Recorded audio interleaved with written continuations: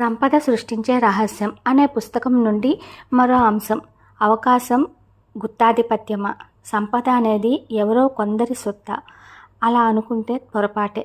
ఒక నిర్దిష్ట మార్గంలో వ్యాపారం చేస్తూ ఎవరైనా కానీ సంపదని సృష్టించగలరు. జీవితంలో ఆటుపోట్లనేవి సర్వసాధారణం.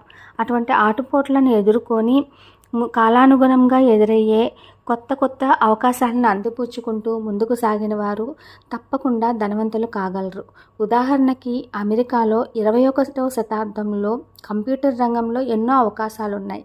కానీ ప్రస్తుతం అక్కడ ఆరోగ్యం, సంరక్షణ, కంప్యూటర్ మరియు సేవల రంగాల్లో అవకాశాలు ఎదురుచూస్తున్నాయి. ఒక నిర్దిష్ట మార్గంలో మన చుట్టూ ఉన్న అవకాశాలని, సంపదని, వనరులని సరైన మార్గంలో వినియోగించుకుంటూ సరఫరాని ఎల్లప్పుడూ సృజనాత్మకత శక్తితో ఆలోచిస్తూ ముందుకు సాగిస్తే ఎవరైనా కానీ